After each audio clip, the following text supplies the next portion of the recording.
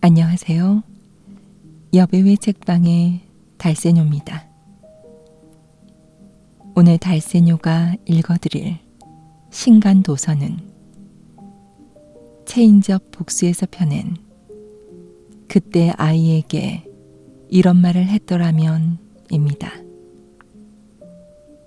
이 책은 국내 종합 베스트 1위를 차지했던 왜 아이에게 그런 말을 했을까의 저자인 정재영 작가의 신작으로 아이와의 관계가 틀어지고 나서야 후회한 50대 부부의 진심 어린 육아 조언이 담겨 있습니다. 작가이기 이전에 한 아이의 아빠였던 이 책의 저자는 보통의 부모처럼 아이의 자존감을 깎아내리는 말들을 많이 해버렸습니다. 그리고 아이가 다 자라 육아가 끝나고 나서야 아이에게 해주지 못했던 좋은 말들이 떠올라 후회를 합니다. 이 책은 사랑한다고 하면서도 여전히 후회할 말들을 하고 있는 부모들을 위해 쓰여졌습니다. 혹시 여러분도 지금 사랑한다면서 후회할 말들을 하고 계신가요? 그렇다면 아이의 마음부터 챙겨주는 다정하고 지혜로운 부모 언어 수업인 이 책을 읽어보시는 것도 좋을 것 같습니다. 이 책은 총 5챕터로 이루어졌는데요. 달세뇨는 오늘 작가가 더 나은 부모가 되고 싶은 사람들에게 전하는 말인 프롤로그와 3번째 챕터를 읽어드리겠습니다.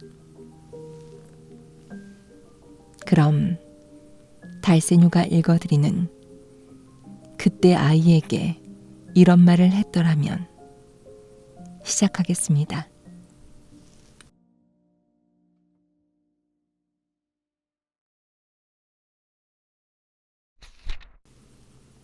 프롤로그. 더 나은 부모가 되고 싶은 사람들에게. 부모로서 후회하는 말의 종류는 둘입니다. 했던 말과 하지 않은 말이 그것이죠. 상처 주고 의욕을 떨어뜨리고 자존감을 쪼그라들게 했던 나쁜 말을 뱉은 게 육아 기간 내내 후회스럽습니다. 그런데 아이가 다 자라고 드디어 꿈에 그리던 육아 은퇴를 한 후에야 아이에게 하지 않았던 좋은 말들이 떠올라 후회스럽습니다. 저처럼 좀 더 현명하고 의미 깊은 말을 한다면 아이가 더 행복해지지 않았을까 하고 자책하는 섬세하고 소심한 부모들이 있을 겁니다. 이 책은 그런 부모들을 위해 썼습니다. 즉, 하지 않아서 후회할 부모의 말에 대한 소회를 담은 책인 것이죠. 저희 부부는 1999년 아이를 얻었습니다. 아이는 이제 성인이 되어 직장 생활을 하고 있습니다. 저희 부부가 아이에게 하지 않아 후회스러운 이야기들은 예를 들면 이런 것들입니다. 남을 수단으로 여기지 마라. 너 자신에게 진실한 사람이 되어야 한다. 왕자님이나 공주님과의 결혼 말고도 행복은 많다. 단점과 실수가 너를 아름답게 만든다. 아이에게 정말 필요한 삶의 교훈들인데 저희 부부는 왜 저런 말을 해주지 못하고 이제 와서 후회하는 걸까요? 무엇보다 육아의 초고도 노동 강도 때문입니다. 육아는 정신과 육체의 에너지를 블랙홀처럼 빨아들이는 노동이잖아요. 그러니 직접 양육자는 여유나 경황이 없습니다. 정신이 혼미합니다. 하루하루 아이의 언행을 통제하는 말만 급급할 뿐이지 깊고 멀리 보면서 인생의 조언을 할 여유가 없는 겁니다. 설사 양육자가 정신을 초집중해서 아이를 위한 조언을 고안해도 여전히 문제는 남습니다. 메시지 전달이 또 고난도의 일입니다. 중요한 교훈을 아이의 마음속까지 전달하는 건 무척 어려운 일이잖아요. 결국 아이가 알아듣게 말하는 방법이 마땅찮아서 부모는 기껏 준비한 인생의 교훈도 자기 가슴에 담아두고 침묵하는 경우가 허다합니다. 그래서 교훈 전달 기법을 소개하는 것도 이 책의 중요한 목표로 잡았습니다.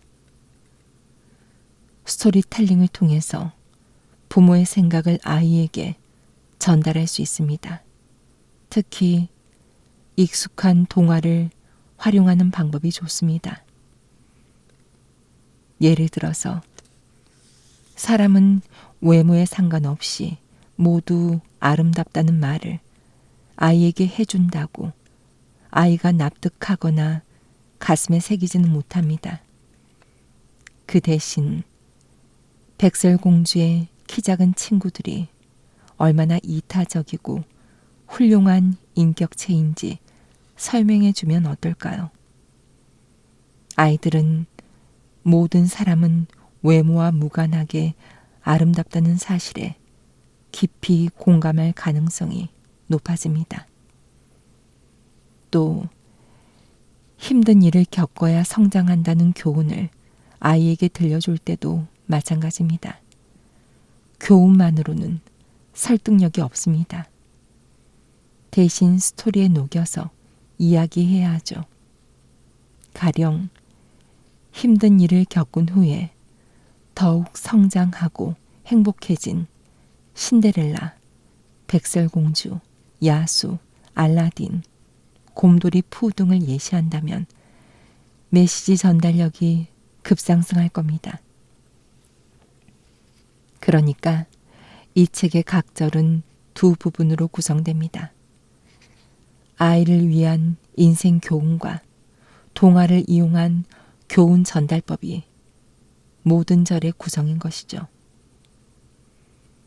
주제를 놓고 동화 이야기를 하다 보면 아이들은 서사를 창의적으로 이해하고 논평하는 능력도 갖게 될 거라고 저희는 기대합니다. 동화 서사에서 모든 게 시작되는 것 같아요.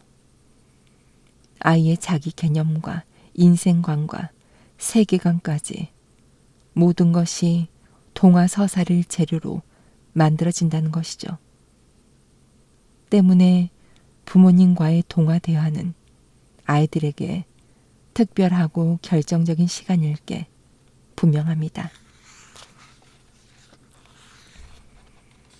부디 여러분은 아이를 후회 없이 기르시기를 바랍니다.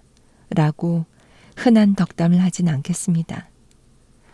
어떻게 기른다 해도, 그리고 아무리 현명한 부모였다 해도 결국은 크고 작은 후회가 남는 게 육아에 피할 수 없는 결과인 듯합니다. 대신 아이를 믿어보자고 제안합니다. 아이의 정신에는 부모의 선한 영향뿐 아니라 나쁜 영향까지 심어지겠지만 아이 스스로 나쁜 영향을 사귀고 극복하면서 행복을 찾아갈 겁니다. 부모도 그랬듯이 말입니다. 넓게 보면 부모뿐 아니라 부모의 부모와 그 위의 부모도 자기 부모의 밝고 어두운 두 종류 영향을 품은 채 인생을 잘들 살지 않았습니까? 유전의 말단에 있는 현재의 아이들도 잘 살 것입니다. 부모의 나쁜 영향에도 불구하고 건재할 게 분명해요. 부모가 할 일은 가능한 한 최선을 다한 뒤 아이의 밝은 미래를 굳게 믿어주는 것뿐이라고 저는 생각합니다. 2024년 여름 정재영 드림.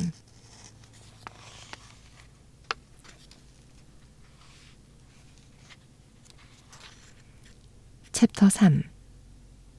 기다려야 했습니다. 서서히 무르익기를. 저희 부부는 몇 번 상상해 봤습니다.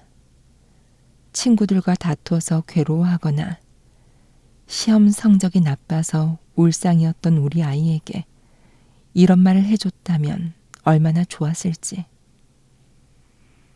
힘들고 아픈 일들이 밉지? 근데 오해하지 마. 걔네들은 널 괴롭히려는 게 아니야. 아픔과 어려움은 널 아름다운 사람으로 만들고 싶어 해. 만일 힘들고 아픈 일이 없다면 아름답게 자랄 수 없단다. 사실 그렇죠. 힘든 일들이 몸을 아프게 통과하지 않고는 온전한 사람이 될 수 없습니다. 아기들은 넘어져서 무릎을 다쳐봐야 걸을 수 있습니다. 아이의 면역력이 높아지는 건 크고 작은 병치레 덕분이고요. 마음의 고통도 성장판을 자극합니다. 사랑받는 느낌만으로는 인간이 될 수 없어요. 좌절감, 후회, 창피함 등을 겪은 후에야 온전한 마음을 갖게 되죠.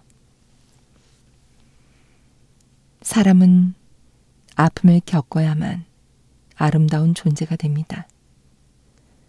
이 엄연한 사실을 납득시키려면 사실 몇 문장으로 말해서는 부족합니다.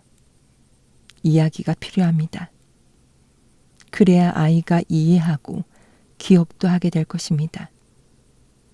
아래는 영어권 인터넷에서 유명한 스토리에 살을 붙인 것인데 아이에게 들려주면 유익할 것 같습니다. 옛날 중국의 황제 부부에게서 누뚱이 황태자가 태어났습니다. 아이를 애지중지한 황제 부부는 아이가 어떤 아픔도 어려움도 겪지 않게 하라고 시종들에게 명령합니다. 배가 고파서 울음을 터뜨리면 너무나 안쓰러워 아이가 배고픈 시간이 없도록 계속 먹이게 했어요. 걸음마 하다가 넘어져서 우는 걸 보고는 절대 걷지 못하게 했습니다.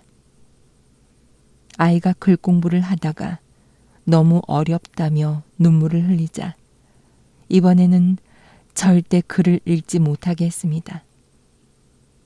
세월이 흘러 황태자가 10대 후반이 되었을 무렵 황제가 세상을 떠났습니다.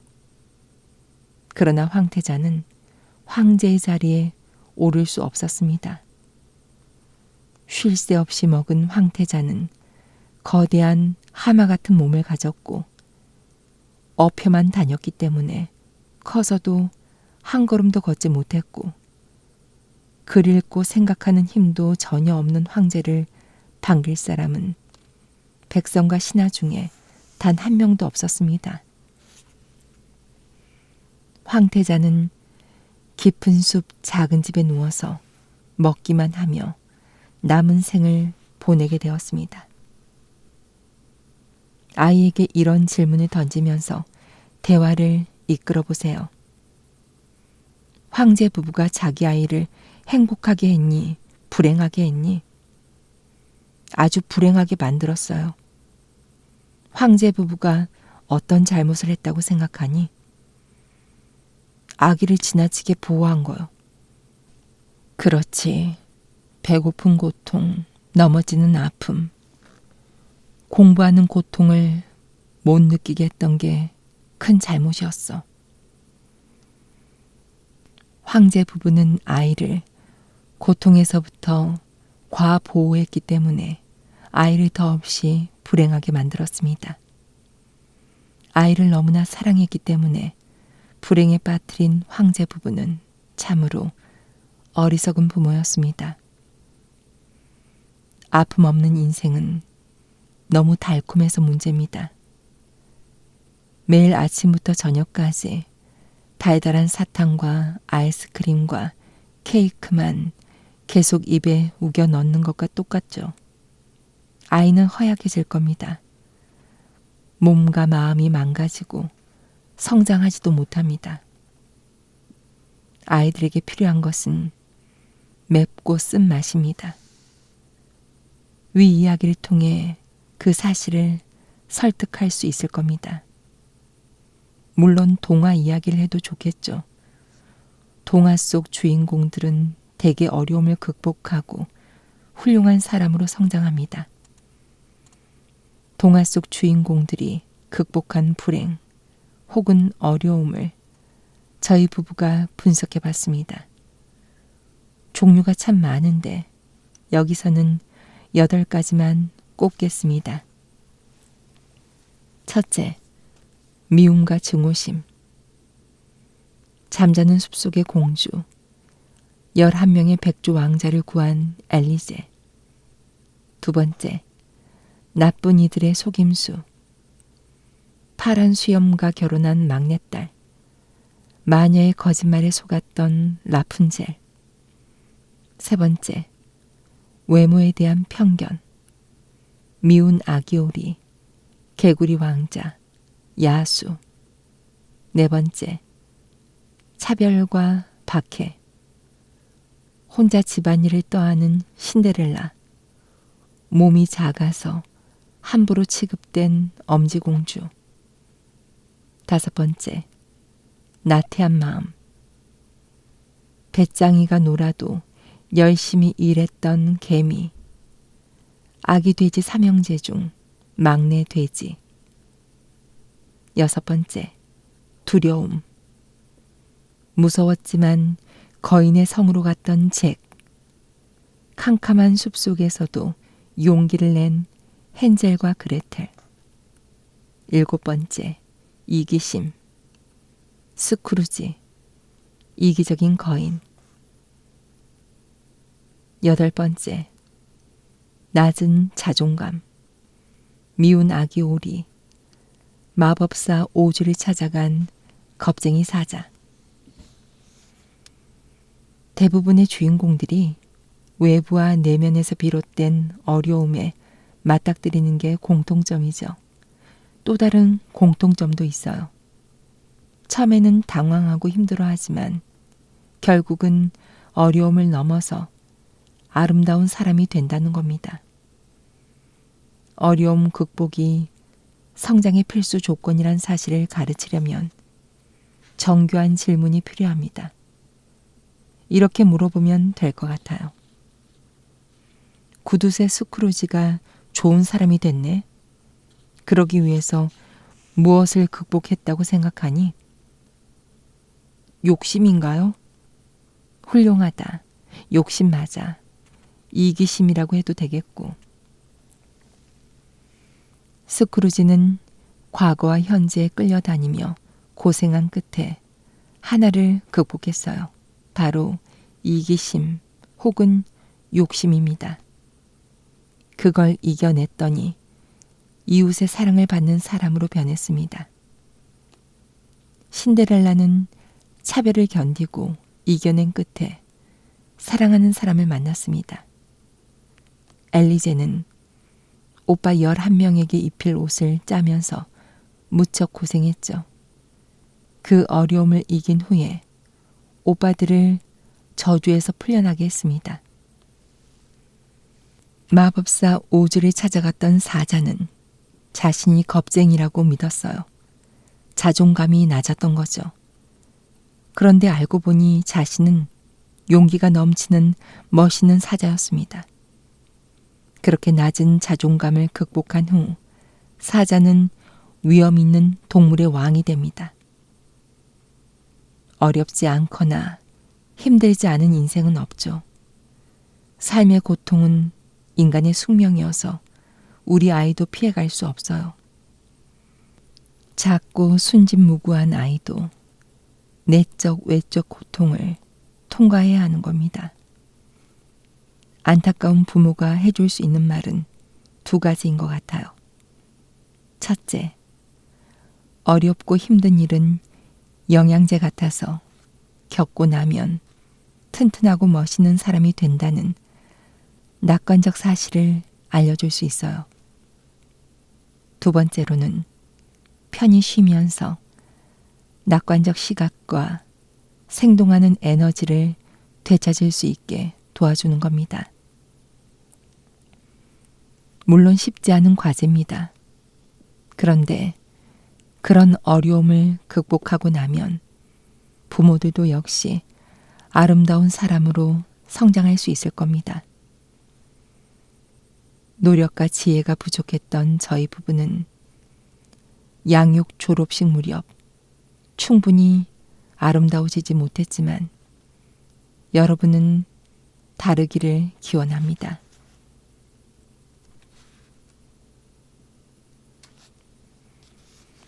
목표를 향해 낯선 길로 나서는 건 아이라면 어른보다 더 두려운 일이겠죠.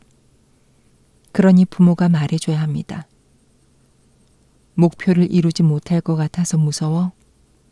그래, 무서울 수도 있지. 그런데 잊지 마. 엄마 아빠는 어떤 일이 있어도 널 사랑할 거야. 저희 부부는 그런 말을 하지 않았던 걸 깊이 후회합니다. 물론 오늘의 고통을 참으라고 가르치는 것도 부모 혹은 양육자의 의무일 겁니다. 예를 들어 미래의 기쁨을 위해 현재의 기쁨을 일부 포기할 수밖에 없다고 아이들에게 말해줘야 하죠. 힘들거나 괴로운 일도 긍정하는 게 왜 필요한지, 학습 목표를 세운 후에 꾹 참고 공부하는 게 왜 중요한지도 필요하다면 귀에 못이 박히게 반복해서 들려줘야 합니다. 부모든 조부모든 아니면 다른 양육자든 다 똑같습니다. 아이에게 성취를 요구하는 역할도 맡게 됩니다. 하지만 그와 동시에 고백해야 할 것도 있습니다. 어떤 일이 있어도 무조건적으로 사랑한다고 말입니다. 예를 들면 이렇게 말할 수 있겠죠. 고통을 참고 노력하면서 성장해라. 목표를 세우고 도전해라. 그런데 결과가 어떻게 되든 널 사랑할 것이다. 우리는 무조건 너를 지지하고 사랑할 것이다. 저희 부부는 어땠냐고요? 그런 약속을 명시적으로 해준 기억이 없어요.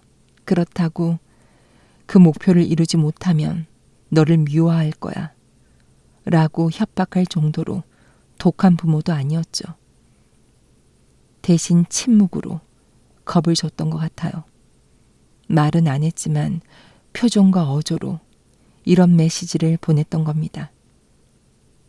지금 너는 사랑스럽지 않아. 성적을 올린 후에야 넌 사랑스러워진다. 저희 부부는 현명하고 따뜻한 양육자가 아니었던 것입니다. 그럼 어떻게 말해줘야 했을까요? 다시 그 시절로 되돌아간다면 미운 아기 오리를 활용할 것 같습니다. 미운 아기 오리는 감동적인 동화입니다. 무엇보다 내 안에 아름다운 잠재성이 발현되는 날이 반드시 온다는 약속이 담겨 있어서 마음을 울립니다. 그런데 허점이랄까 납득하기 어려운 설정도 있어요.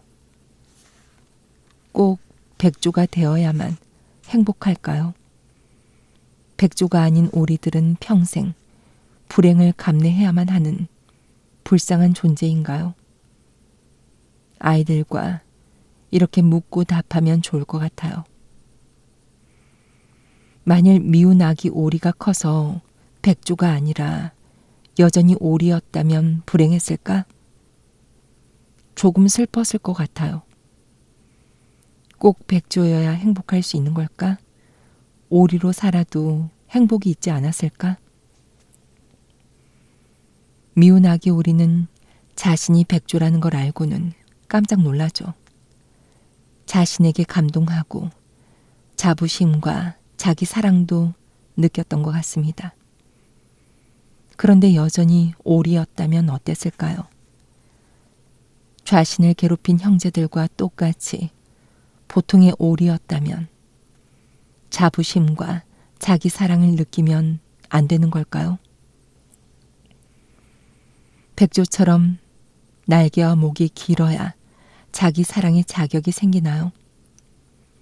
백조처럼 꼭 하늘을 훨훨 날아야만 행복할 수 있나요? 아닌 것 같아요. 날개와 다리가 짧아도 오리는 소중한 생명체니까 자신을 사랑할 권리가 있고 행복할 권리도 있는 겁니다. 사실 그런 생각은 이미 부모들 마음속에 있습니다. 사실 부모로서는 아이가 자라서 오리여도 좋고 백조여도 상관없어요. 무조건 사랑해 줄 겁니다. 바로 그 마음을 자주 표현해 줘야 한다는 게 저희 부부의 후에 섞인 조언입니다. 아이들은 초등학교 때부터 치열한 경쟁을 경험합니다. 아이들에게는 각자 재능과 장단점이 있게 마련이죠. 객관적으로 생각해 보면 우리 아이들은 오리가 될 수도 백조가 될 수도 있어요. 평범한 어른이 되거나 남들이 부러워하는 어마어마한 어른이 될 수도 있겠죠. 그런데 어느 쪽이건 부모에게는 아름답습니다. 어느 대학을 가건 어떤 직장을 가건 아이는 존재하는 이유만으로 감격적이고 사랑스럽고 감사한 것입니다. 부모라면 아이를 사랑하지 않을 수 없죠. 조건 없이 어떤 상황에서도 사랑하는 게 부모의 마음이죠. 그 마음을 아이가 어릴 때부터 자주 밝혀주는 게 좋겠습니다. 미운 아기 오리의 엄마도 좀 더 적극적이어야 했어요.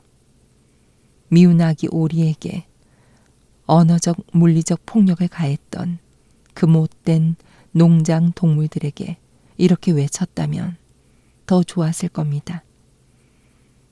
우리 아이를 놀리지 마라. 너희들은 모두 마음이 추하다. 내 아이는 너무나 아름다운 귀한 존재다. 감히 내 아이를 놀리고 못살게 굴면 가만두지 않겠다. 그렇게 말해줬다면 곁에서 울던 미운 아기 오리가 얼마나 감격을 했을까요? 저희 부부도 참 후회가 됩니다. 아이에게 이를테면 이렇게 말해줬어야 합니다. 힘들어야 성장한다. 고통을 겪어야 더 멋있는 사람이 된다. 한순간도 목표를 잊지 마라. 두려워 말고 과감히 도전해라.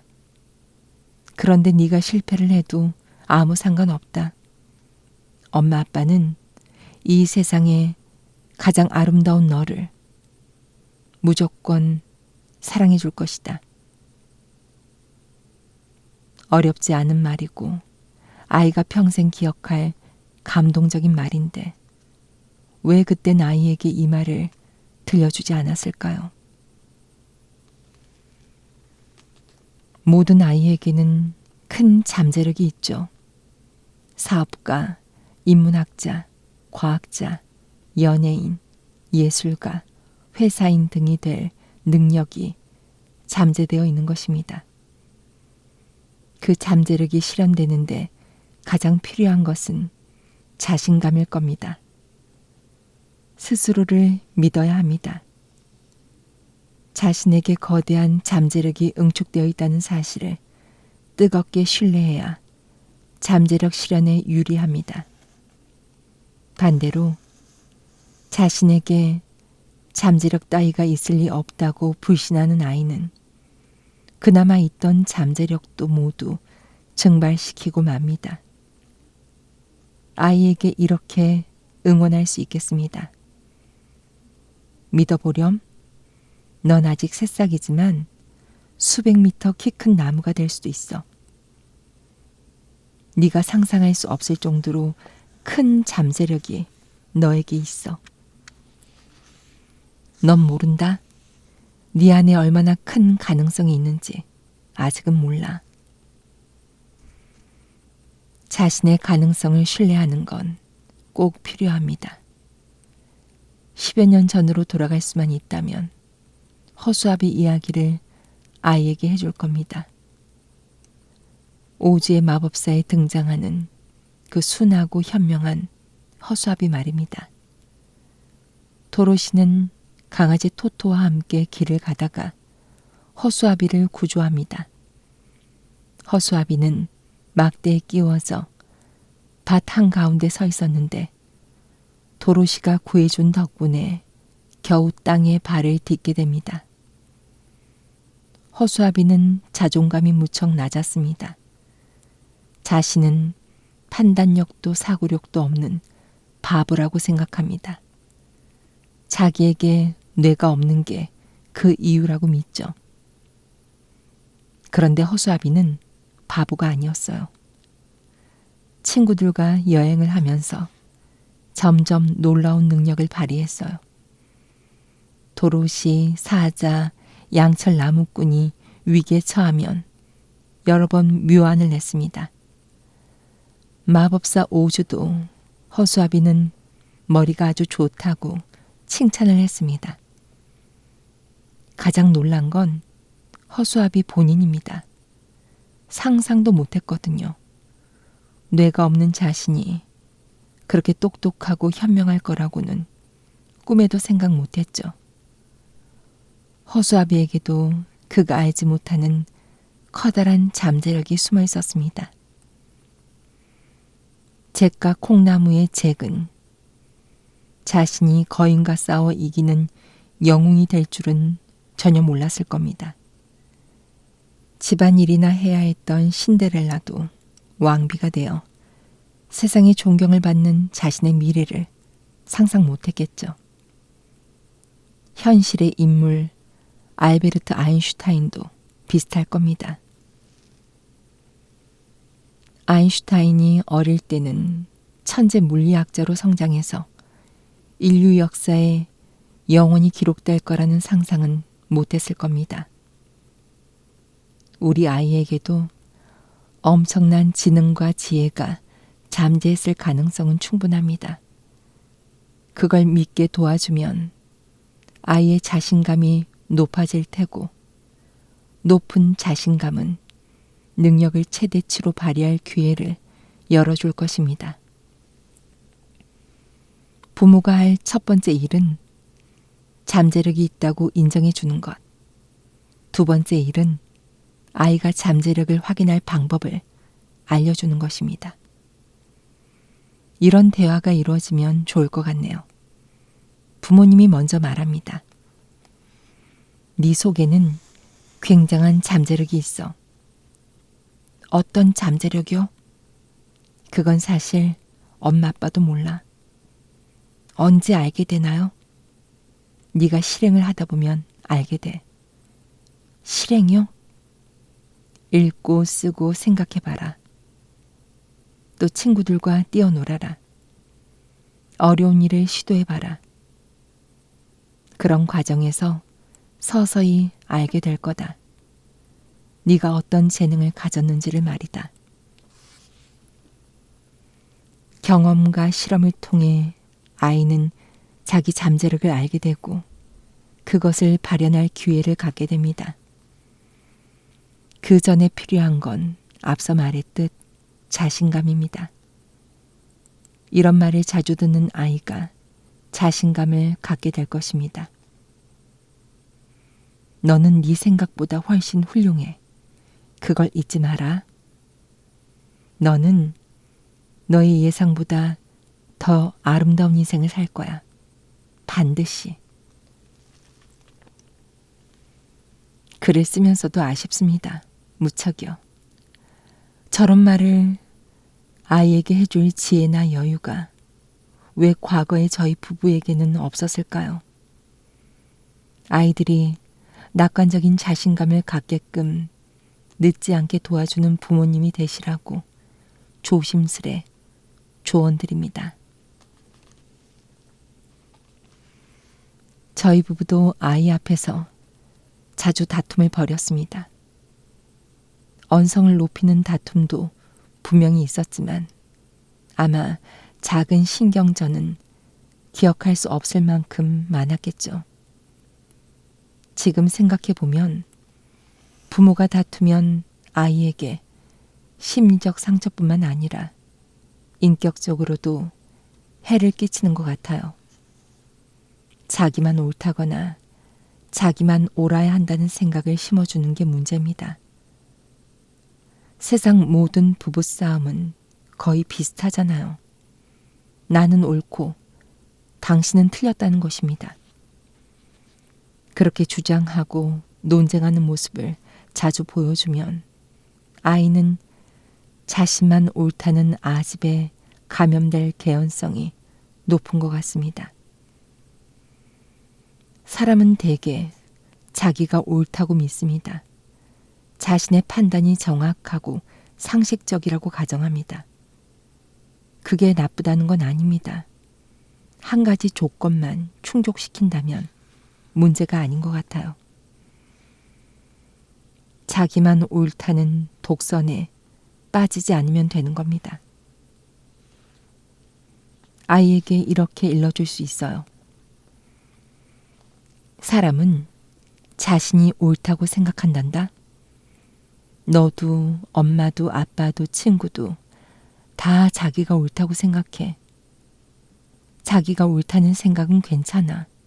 나쁜 건 자기만 옳다는 생각이야. 저런 말을 아이에게 해줬던가? 떠올려 보니 안타깝게도 기억이 없네요. 저희 부부가 과거로 돌아가 자기 오류의 가능성을 아이에게 가르친다고 상상해 봅니다. 저희는 아마 잭과 콩나물을 대화의 계기로 삼을 겁니다. 잭과 콩나무에서 잭이 마지막 남은 재산인 소를 팔러 길을 떠났다가 소를 콩 몇 개와 바꿔서 돌아옵니다. 어머님 몹시 화가 났어요. 변변찮은 아들이 속아도 단단히 속았다고 생각했죠. 화가 난 어머니는 콩을 창 밖으로 던져버렸죠. 얼마나 다행인가요? 요리를 해서 먹었으면 어쩔 뻔했어요. 어머닌 이렇게 생각했을 겁니다. 잭은 사기를 당했어. 이 세상에 마법의 콩이 있을 순 없어. 아들은 너무나 큰 실수를 했어. 하지만 다음날 콩나무가 하늘까지 자라나 있었기 때문에 잭의 생각이 맞았다는 게 증명되었죠. 어머니는 확신을 했지만 틀렸던 겁니다. 사실 잭의 어머니가 아니라 정신이 건전한 누구라도 같은 생각이었을 거예요. 잭이 속임수에 빠져 마지막 재산을 날려버렸다고 믿어 의심치 않았을 겁니다.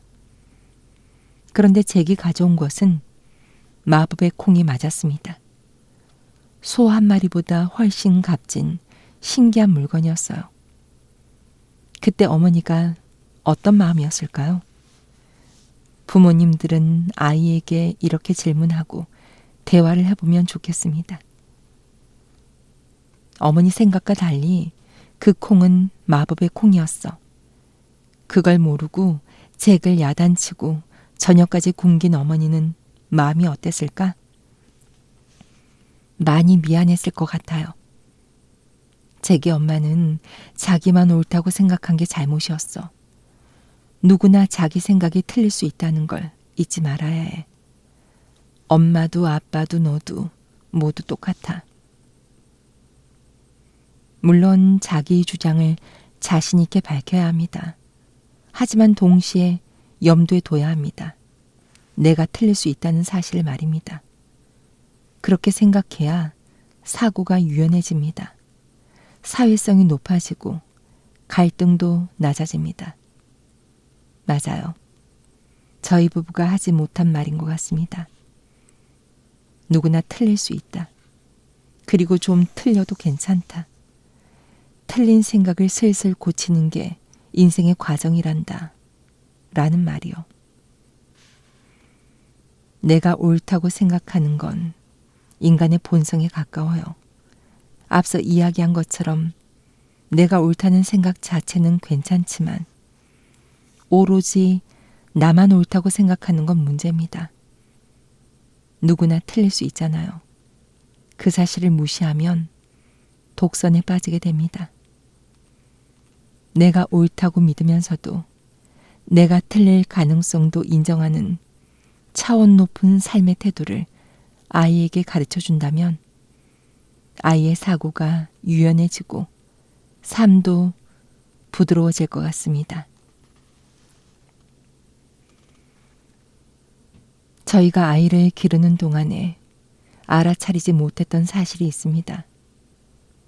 동화 스토리 중 상당수가 경쟁적이더군요. 아이들은 그렇잖아도 심한 경쟁 질서에 노출되어 있는데 아이를 둘러싼 문화도 경쟁 의식으로 점철되어 있었습니다. 동화 스토리도 경쟁적입니다. 이긴 자와 패배한 자가 기본 구도인 동화가 수두룩해요. 예를 들어 거북이와 토끼, 사냥꾼과 늑대, 공주와 마녀, 피터팬과 후쿠 선장 등이 있죠. 동화만이 아니죠. 게임도 축구도 야구도 모두 승패를 가리는 게 최우선이고 SNS에서도 조회수와 팔로우 수 경쟁이 벌어집니다. 환경이 이러니까 우리 아이들은 너무 단순한 승패의 세계관에 물들 수밖에 없어요. 세상을 승자와 패자로 나눌 수 있다는 착각에 빠지기 쉽죠. 하지만 삶이 어디 그런가요? 현실에서는 승자와 패자가 명확하게 갈리지 않아요. 모두가 승자일 때도 있죠. 삶은 훨씬 복잡합니다. 그래서 납작하고 단순한 승패의 세계관에서 아이들을 시급히 구조할 필요가 있어요. 노인과 바다 이야기에서 누가 승자이고 누가 패자인지 알기 어렵습니다. 84일 동안 물고기를 잡지 못해서 죄수 없는 사람 취급을 받는 노인 어부가 있습니다. 좌절이 얼마나 컸겠고 걱정은 얼마나 심했을까요? 하지만 그는 다 잊고 조각비에 올라서 다시 바다로 나갑니다. 노인은 실로 엄청난 크기의 물고기를 잡습니다. 생존 의지도 엄청난 녀석이었죠. 낚싯줄로 연결된 청새치와 노인은 여러 날 동안 서로 밀고 당기면서 싸움을 벌입니다. 노인은 날 생선을 먹고 버티죠. 낚싯줄을 쥐고 있던 노인의 손가락은 다 해집니다. 아마 청새치도 낚시 바늘 때문에 무척이나 큰 상처를 입었을 겁니다. 결국엔 노인이 청새치를 끌어올려 자기 배 옆에 묶었습니다. 이제 노인이 이기고 청새치가 패배한 것일까요? 아닙니다. 노인 산티아고는 말합니다. 물고기야, 넌 너무나 아름답고 훌륭하고 숭고하다. 물고기는 낚싯줄에 걸리고도 며칠 동안 포기하지 않고 끝까지 버텼습니다. 어부를 감탄하게 만들 정도였죠. 노인이 보기에 청새치는 졌지만 잘 싸운 정도가 아니라 의지가 강한 훌륭하고 아름다운 존재였습니다. 노인은 진심으로 청새치를 격찬했어요. 그래도 청새치가 패배한 것일까요? 아니면 지고도 이긴 것일까요? 노인은 뜻밖의 도전을 맞이하게 됩니다. 상어들이 배에 묶인 청새치에게 달려듭니다. 임시 방편으로 만든 작살로 상어를 몇 마리 죽이긴 했죠. 하지만 결국 다른 상어들이 몰려와 청새치를 다 먹어치웁니다. 나흘이 지나서야 노인은 항구로 돌아옵니다. 배에 매단 물고기는 머리와 뼈다귀만 남았죠. 노인은 패배한 것일까요? 그렇지만도 않습니다. 5.5m에 달하는 물고기의 위용에 사람들이 놀랍니다. 한 상인은 그런 엄청난 물고기는 평생 처음 봤다고 감탄하죠. 노인은 창처럼 생긴 주둥이를 예뻐하는 아이에게 선물로 줄 수도 있었습니다. 마을 사람들은 노인이 엄청난 사투를 벌였다는 걸 모두 짐작할 겁니다. 노인은 피곤한 몸을 침대에 누이고 잠이 듭니다. 노인은 패배한 것일까요? 거대한 고기를 맨손으로 잡아 올렸고 사람들을 감동시켰던 노인은 패배한 것일까요? 노인은 내일 다시 바다로 나가 큰 물고기를 잡을지도 모릅니다. 노인과 바다는 아이들에게 꼭 읽혀야 할 명작인 것 같아요. 승리와 패배에 대한 사고를 깊게 만들기 때문에 뛰어난 소설이라고 할 수 있어요. 청새치까지 이야기하면 복잡해지니까 노인 이야기만 해보죠. 아이에게 이렇게 질문할 수 있습니다. 노인은 승자일까 패자일까? 너무 어려운 질문을 하시네요. 미안, 엄마 생각엔 노인은 승리한 것 같아. 물고기 뼈만 건졌는데도요. 그래도 끝까지 포기하지 않았잖아. 포기하지 않으면 패배할 수는 없는 거야. 여전히 어렵지만 조금 알 것도 같아요. 포기하지 않는 걸 목표로 삼으면 승패에 연연하지 않게 됩니다. 1등을 하든지 꼴등을 하든지 포기만 하지 않으면 상관없는 거예요. 그렇게 결과가 아니라 태도를 통제하려고 애쓰는 아이는 승패의 고통이 훨씬 적을 겁니다. 좀 더 편안한 마음으로 이 각박한 세상을 살 수 있을 거예요. 아이가 준비가 되면 노인과 바다의 유명 인용구를 들려줘도 좋겠습니다. 인간은 부서질 수는 있지만 패배하지는 않는다. 인간은 부서지고 무너질 수 있습니다. 많은 사람이 실제로 그런 일을 겪죠. 하지만 한 번 쓰러졌다고 패배가 확정되는 건 아닙니다. 부서져서 회복 불능인 것 같아도 다시 일어나는 게 가능합니다. 그럴 때 한 번의 패배는 최종적 패배가 아니며 패자도 영원한 패자가 아니게 됩니다. 경쟁 밖에서 사는 사람은 많지 않겠죠. 한때 순하고 양보심 많던 저희 아이도 이제 경쟁이라는 질서 속에서 각축전을 벌이고 있습니다. 항상 이길 수는 없을 겁니다. 아이가 패배한 뒤에도 자책하지 않고 자신 그리고 경쟁자까지 이해하고 보듬으며 다시 일어나면 더 바랄 게 없겠습니다.